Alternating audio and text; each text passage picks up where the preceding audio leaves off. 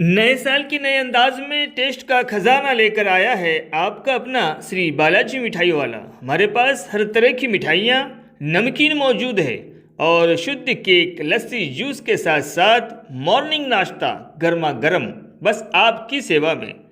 हमारा पता है Shivaji Chowk, main road, Bela. Mobile number 6281546300। नमस्कार, मायमावली हिंदी समाचार में आपका स्वागत है और मैं हूं प्रफुल्ल धाड़वे। दर्शकों, आज जैनत मंडल के कामटा गांव में भव्य दिव्य रूप से ज्ञानेश्वरी पारायण सप्ताह कार्यक्रम बाजीराव बाबा के कृपा आशीर्वाद से कामटा ग्रामवासियों ने कार्यक्रम को यशस्वी बनाया और बाजीराव बाबा के शिष्यगणों ने 7 दिन कामटा गांव में अपना प्रपंच बाजू में रख के कामटा गांव को ज्ञानामृत पिलाए। और उसी प्रकार कार्यक्रम के अध्यक्ष और संचालक, सरपंच, उपसरपंच, गांववासी और उसी प्रकार बेला मंडल के मराठा कुंभी समाज के अध्यक्ष विठल राउत और इनके साथ सभी शिष्यगण भाग लेकर ये कार्यक्रम कामयाब बनाए। धन्यवाद। आप बने रहिए मायमावली हिंदी समाचार। भारत माता की जय, भारत माता की जय, भारत माता की जय।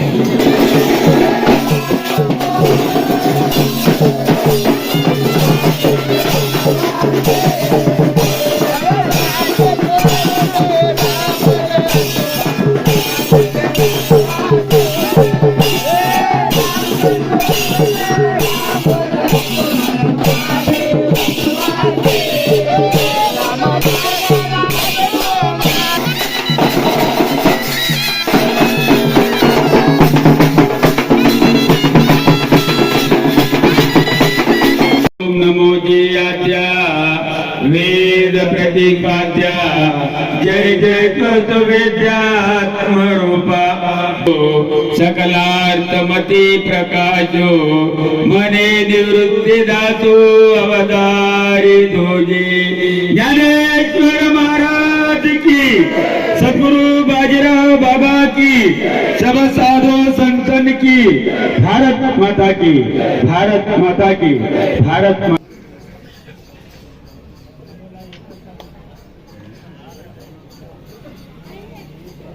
अवलपूर येथे सुद्धा 7 दिवसीय पारायण सप्त्याचा आहे। 2 दिवस सुट्टी आहे, 2 दिवस करा।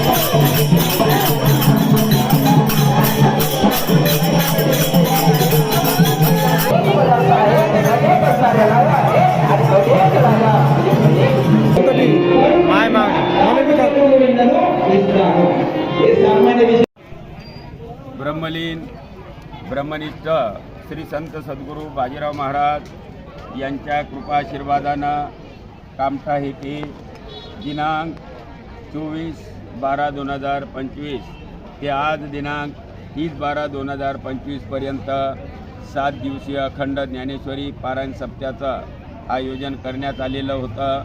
आज शेवटचा दिवस, काल्याचा दिवस आहे. आज कामठा गावात 26-27 वर्षापासून दरवर्षी बाजीराव महाराजांच्या नावानं ज्ञानेश्वरी पारायण सप्ताह चालू आहे. पहिलं वाटत होतं इकडे आल्यानंतर इकडे बाजीराव महाराजांचा या ज्ञानाचा प्रचार प्रसार आहे का नाही.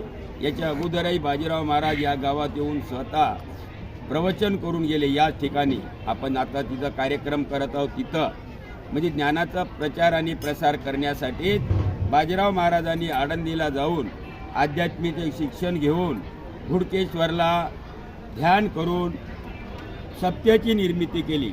आज सप्ताह तयार झाला म्हणून एवढा ज्ञानाचा प्रचार आणि प्रसार होत आहे.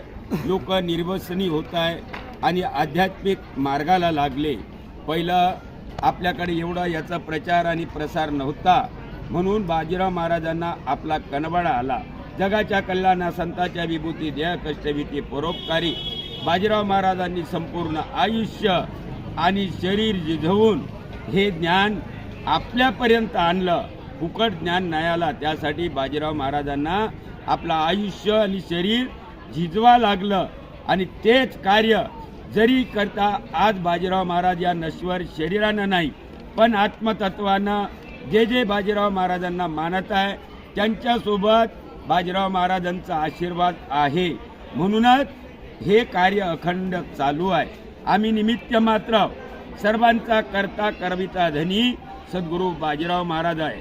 आम्ही करत आहोत पण पुढच्या पिढीनं सुद्धा तयार होऊन हे कार्य असत गावागावात माणसापर्यंत घराघरापर्यंत पोहोचविण्याचं काम आता समोरच्या पिढीवर अवलंबून आहे. आणि हे चालते काहून चालते. बाजीराव महाराज निष्कलंक निस्वार्थ सद्गुरू आपल्याला भेटला म्हणून हे कार्य चालत आहे. असत सर्व समाजांनी मिळून जातीभेद पंथभेद काही न मानता सर्व समाजांनी मिळून हे कार्य असंच चालवलं तर आपलं भाग ज्ञानमय तर होते आणि प्रपंच सुखमय होते. असंच कार्य चालू करावं अशी सर्वांना विनंती करतो. बाजीराव महाराज आज कामठा येथे बाजीराव महाराजाच्या कृपेने आज 26-27 वर्षापासून हा जो कार्यक्रम चालू आहे आणि बाजीराव महाराजांनी आमचे संचालक महाराज म्हणल्याप्रमाणे हा जो कार्यक्रम चालत आहे, पहिलं चालला आणि चालत आहे, समोरसुद्धा चालतील. आणि या कलियुगामध्ये या अध्यात्म कार्यक्रमाची अत्यंत जरूरत आहे. कारण ह्या कलियुगामध्ये जर हे अध्यात्मामध्ये जर आपल्या या युगातले आपली पिढी तर राहिली पण समोरची जर पिढी याच मार्गाने जरी चाललं तर आपलं छान होईल. आणि या आध्यात्मिक कार्यक्रमामध्ये सर्वांनी भाग घ्यावं आणि भाग घेऊनच जर करता आपण जर या कार्यक्रमाला यशस्वी बनवत असाल तरच आपलं काहीतरी सार्थक होईल, अन्यथा सार्थक होणार नाही.